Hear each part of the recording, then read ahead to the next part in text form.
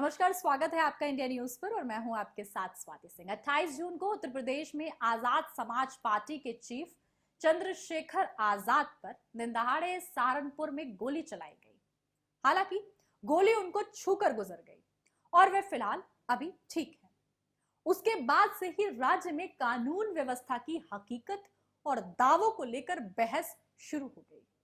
सरकार ने हमेशा की तरह सब कुछ दुरुस्त होने का दावा भी कर दिया है, लेकिन विपक्ष का इस पर कहना है कि यूपी में कानून व्यवस्था पूरी तरह ध्वस्त हो चुकी है।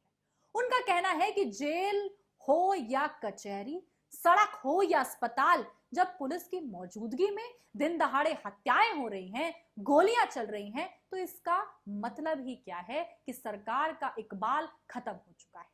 यूपी में दो तरह की चीजें हो रही हैं। सरकार लगातार ये दावा कर रही है कि उत्तर प्रदेश में कानून व्यवस्था बिल्कुल चुस्त है।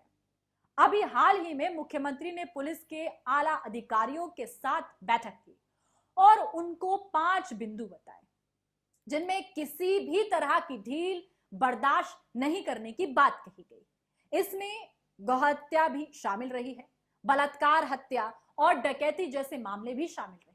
दूसरी तरफ यूपी में अपराधी बेखौफ हैं, हत्याएं लगातार हो रही हैं और जो हत्याएं हो रही हैं तो सामान्य हत्याएं तो बिल्कुल अपनी जगह है।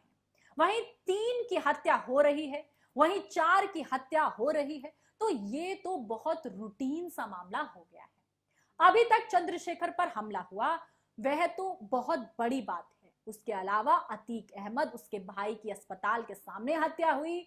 आपको बता दें, मुन्ना बजरंगी को जेल में मारा गया और संजीव जीवा को भरी कचहरी में कत्ल कर दिया गया। ये तीनों नाम ऐसे हैं जो पुलिस अभिरक्षा में थे और इनके लिए अतिरिक्त सुरक्षा हमेशा रही। तो जब आप पुलिस हिरासत में सुरक्षित नहीं, तो बड़ी कचहरी सुरक्षित नहीं, जेल में सुरक्षित नहीं, नेताओं को दिन दहाड़े गोली मारी जा रही है, तो कानून व्यवस्था के दावे और उनकी हकीकत दोनों में 360 डिग्री का फर्क है। अब एक तरफ होर्डिंग, विज्ञापन और बयान है, दूसरी तरफ जमीनी सच्चाई है। बहुत सी ऐसी घटनाएं हैं, खासकर रेप और रेप के बाद, हत्या के बाद राजनीतिक दलों की प्रतिनिधिमंडल भेजने की। उत्तर प्रदेश की बात करते हैं तो समाजवादी पार्टी के कुछ बड़े नेता भी उन जगहों पर गए। हालांकि खबरों के ऊपर जो नियंत्रण है उसमें ये चीजें दिखती नहीं है, दिखाने की चूंकि इजाजत भी साफ तौर पर नहीं आती। ये एक एंगल है। दूसरा एंगल ये भी है कि सड़कों पर उबाल ना आने और दिखाने के पीछे की वजह, एक मामला याद करना चाहिए। आईपीएस ऑफिसर थे अमिताभ ठाकुर। उन्होंने ऐसी कई घटनाओं पर स्वतः संज्ञान लिया और कार्रवाई करने की शुरुआत की। या साफ तौर पर परिणाम क्या हुआ? उनको जबरन पीआरएस दिया और बाद में वह 7 महीने तक जेल में रहे। इसी तरह अगर यूपी में विपक्ष का कोई स्थानीय स्तर का नेता ऐसी किसी घटना में जब आता है तो उसके बाद उसके खिलाफ मामले खुलने लगते हैं, कुर्की होती है, वह जेल चला जाता है। ऐसे में विपक्ष को यह समझ में आया हुआ लगता है कि अभी के माहौल में अगर उसने पूरी फोर्स उतारी और वह बुलडोजर की शिकार हुई तो अगली बार कोई लड़ने के लिए नहीं बचेगा।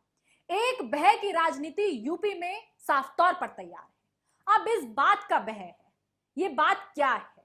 भय से लड़ने की राजनीति कहें या भय का माहौल, ये तो नेता जाने, लेकिन माहौल तो यही है। जैसे जैसे चुनाव नजदीक आएंगे, ये हमने कई बार देखा है, जैसे जैसे निकाय चुनाव के पहले जो भी ब्लॉक या गांव का नेता जमीनी मुद्दे उठाता रहा है उसे जेल भेजा गया है या बुलडोजर चलवाया गया है। हालांकि समाज के अंदर तो इसकी खूब चर्चा है, डर का माहौल भारी है, लेकिन समाज जागरूक है घटनाओं से और उस पर बहस भी लगातार जारी है। मायावती को ही ले लीजिए, उन पर दबाव आज से नहीं है, कई वर्षों से है। खासकर 2014 के बाद से उन पर जिस तरीके का दबाव बिल्कुल साफ नजर आता है वह उनकी राजनीति में दिखता है, आचार व्यवहार में दिख रहा है। उनके ऊपर जो ईडी का शिकंजा है, जो उनके परिवार के ऊपर जेल जाने का खतरा है, कहीं ना कहीं ये लगता है कि मायावती फिलहाल स्वतंत्र तरीके से एक पॉलिटिकल लीडर की तरह एक्ट नहीं कर रही है। हालांकि उनका यह स्वभाव नहीं है, लेकिन अभी तो आप साफ तौर पर समझ सकते हैं जिस तरीके की स्थिति सामने आ रही है। तमाम विपक्ष हमलावर बेशक है, लेकिन विपक्ष के अंदर एक भय है। ये भय किस बात का है? ये डर किस बात का है? यूपी में एक डर का माहौल है। कानून व्यवस्था के साफ तौर पर जो तार तार नजर आ रही है, ये किसी से छुपी नहीं है। तमाम साफ तौर पर पुलिस कर्मियों के सामने, जजों के सामने हत्याएं होना, सारेआम दिन दहाड़े एक नेता के ऊपर गोली चल जाना, ये कोई छोटी मोटी बातें नहीं है। इस पर आपकी क्या राय है, कमेंट बॉक्स में जरूर बताएं। अभी के लिए मेरे साथ बस इतना ही। देखते रहें इंडिया न्यूज। धन्यवाद।